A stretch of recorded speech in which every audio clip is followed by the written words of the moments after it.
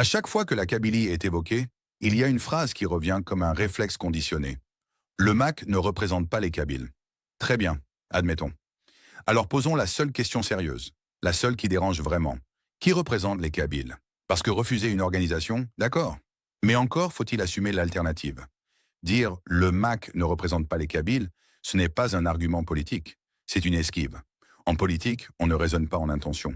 On ne raisonne pas en slogan confortable, on raisonne en structure, en projet, en rapport de force. Alors regardons froidement. Est-ce que l'État algérien représente les Kabyles, un État qui interdit les drapeaux amazigh, qui emprisonne des militants, qui criminalise une revendication politique, qui surveille, qui intimide, qui réprime? Un pouvoir qui te matraque ne te représente jamais. Il te domine. Est-ce que les élus locaux représentent les Kabyles, des élus sans pouvoir réel, des élus sous tutelle administrative, des élus qui peuvent être révoqués, poursuivis, neutralisés, être élus dans un système verrouillé? Ce n'est pas représenter un peuple, c'est administrer ce que d'autres ont décidé. Est-ce que la fameuse majorité silencieuse représente les Kabyles? Cette majorité qu'on invoque toujours, mais qu'on ne mesure jamais. Le silence sous la contrainte n'est pas un choix politique. C'est une stratégie de survie. Alors, revenons à l'essentiel. Représenter un peuple, ce n'est pas faire l'unanimité. Ce n'est pas être aimé.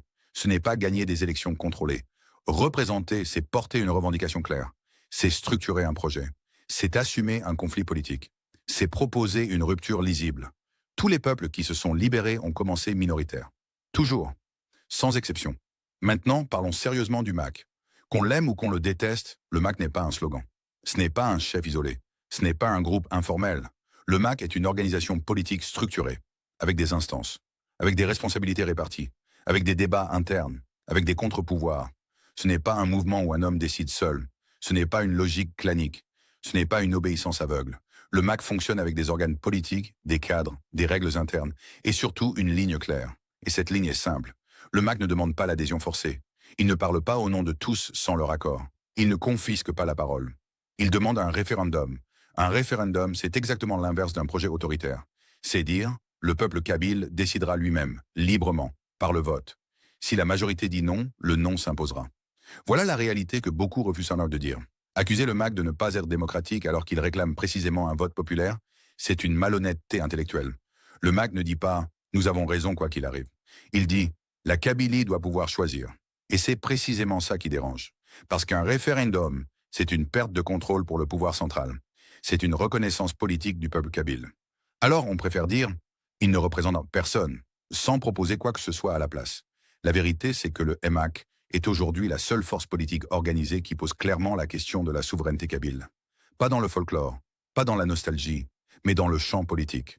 Le qualifier de non représentatif, sans proposer d'autres projets structurés, sans autre organisation, sans autre stratégie, ce n'est pas une critique.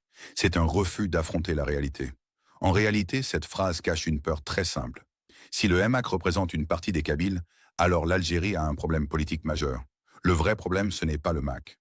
Le vrai problème, c'est que des Kabyles assument de dire qu'ils refusent de disparaître.